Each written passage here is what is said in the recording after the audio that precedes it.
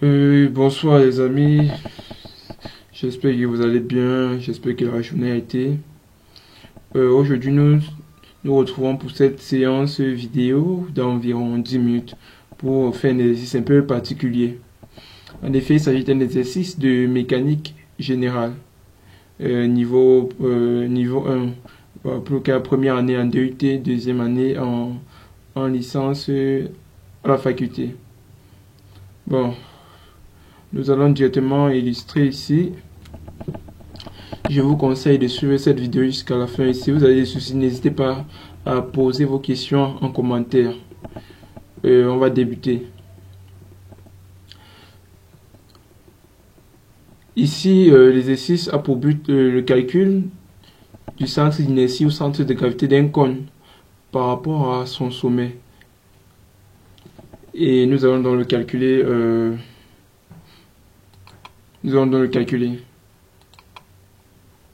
Là c'est notre cône de hauteur H et des rayons RE, rayons à la base. Pour le calcul du centre d'inertie, qu'est-ce que nous avons?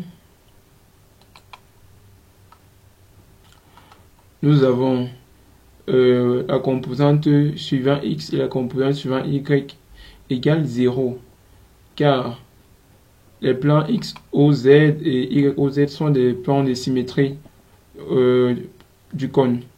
Ça veut dire que le centre de gravité du cône est situé sur l'axe OZ. Nous continuons.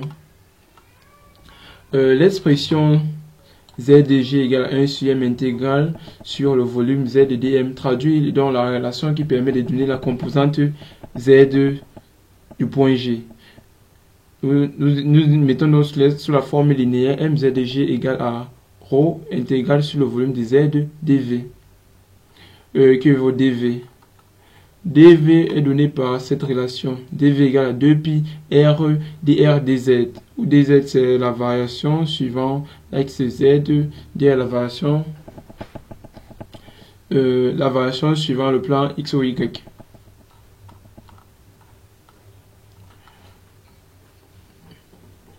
Nous passons donc au calcul.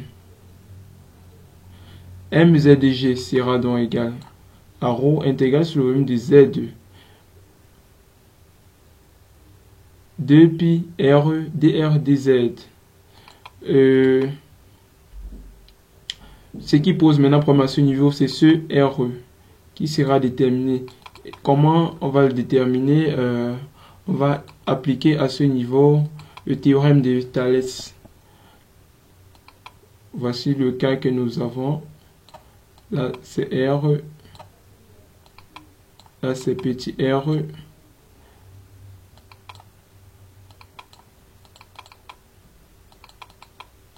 là c'est h, et sur cet axe on a des variations z2. Nous écrivons donc Thalès. On a re sur R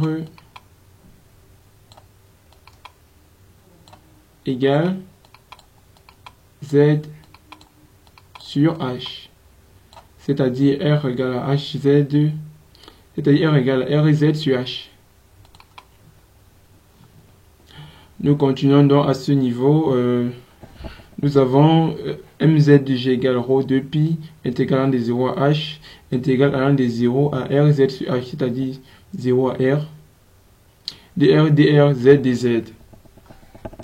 À ce niveau, nous allons appliquer le théorème de Fubini sur le calcul des intégrales, c'est-à-dire nous allons intégrer d'abord par rapport à dr, ensuite par rapport à dz.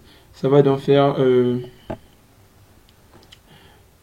2pi ρ sur 2 intégralant de 0 à h, z intégralant de 0 à r, z sur h, 2r, dr, le taux de z. Ça va faire pi ρ,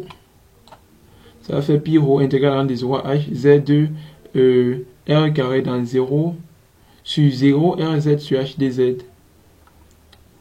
Le calcul obtenu est dans le suivant. Ici maintenant nous allons extraire RE sur H au carré. Nous restons donc avec Z fois Z2 carré dz.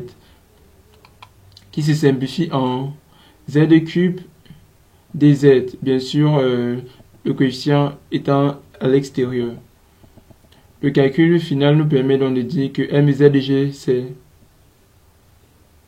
pi rho r carré h4 sur 4 h carré, c'est-à-dire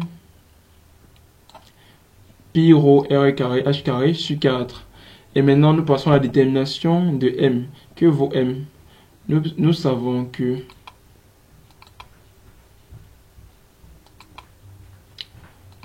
dm dans le cas d'un volume c'est rho dv.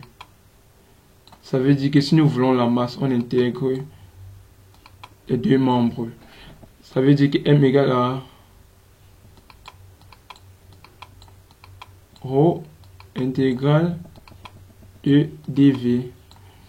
Or l'intégrale de dv va juste donner rho v. Or le volume d'un cône c'est pi r carré h sur 3. Voilà le volume du cône. Donc nous avons donc m sera donc égal à rho pi r carré h sur 3. Nous tirons donc l'expression des rho. Rho sera égal à 3m sur pi r carré h. Nous venons donc à ce niveau, nous remplaçons rho par sa valeur, c'est-à-dire cette valeur, la valeur de rho. La valeur de rho. Nous obtenons donc après simplification z de g égale à 3 quarts de h.